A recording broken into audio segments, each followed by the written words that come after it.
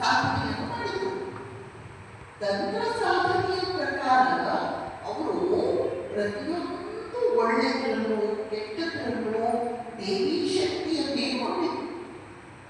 ಜಗತ್ತಿನಲ್ಲಿ ಏನೇನು ಒಳ್ಳೆಯದಿದೆಯೋ ಅದೆಲ್ಲವೂ ಭಗವತ್ ಶಕ್ತಿ.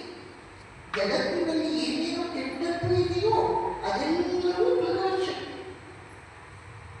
ತಂತ್ರ ಸಾಧನೆ ಪ್ರಕಾರ ಶ್ರೀ ರಾಮಕೃಷ್ಣರು ಸಾಧನೆಯನ್ನು ಮಾಡಿ ಯಾರ ಮಾರ್ಗದರ್ಶನದಲ್ಲಿ ಸಾಧನೆ ಮಾಡಿದ್ದು? ಭೈರವಿ ಬ್ರಾಹ್ಮಣಿಯ ಮಾರ್ಗದರ್ಶನದಲ್ಲಿ ಸಾಧನೆ ಮಾಡಿ ಶ್ರೀ ರಾಮಕೃಷ್ಣರು ಪ್ರತಿಯೊಬ್ಬ ಸ್ತ್ರೀಯರಲ್ಲಿ ದೇವಿಯನ್ನೇ ನೋಡ್ತಾ ಇದ್ರು. ಒಂದು ಸಲ ಶ್ರೀ ರಾಮಕೃಷ್ಣರನ್ನು ಭೇಟಿಯಾಗಲಿಕ್ಕೆ ಬಲರಾಮ್ ಬೋಸ್ ಮನೆಯ ಕೆಲವು ಹೆಣ್ಣುಮಕ್ಕಳೆಲ್ಲ ಬಂದಿರ್ತಾರೆ.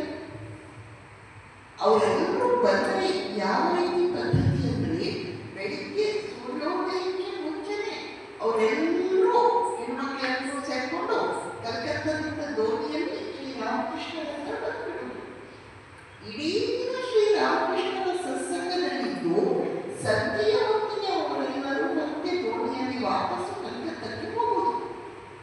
ಈ ರೀತಿ ಆ ಹೆಣ್ಣುಮಕ್ಕಳು ಗುಂಪಾಗಿ ಬರ್ತಾ ಇದ್ರು.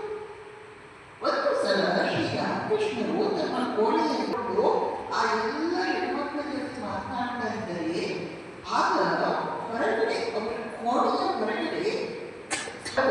ಹೊರಗಡೆ ಒಬ್ಬರು ವೇಶ್ಯೆ, ಅವಳ ಹೆಸರು ರಾಮಣಿ ಅಂತ, ಅವಳು ಬರ್ತಾರೆ. ಶ್ರೀರಾಮಕೃಷ್ಣರು ಅತ್ಯಂತ ಪ್ರೇಮದಿಂದ ಗೌರವದಿಂದ ಯಾಕಂದ್ರೆ ಅವರು ಅವಳಲ್ಲಿ ಜಗನ್ಮಾತೆಯನ್ನೇ ನೋಡ್ತಾರೆ. ಕೈ ಮುಗಿದು ಮಾತನಾಡಿ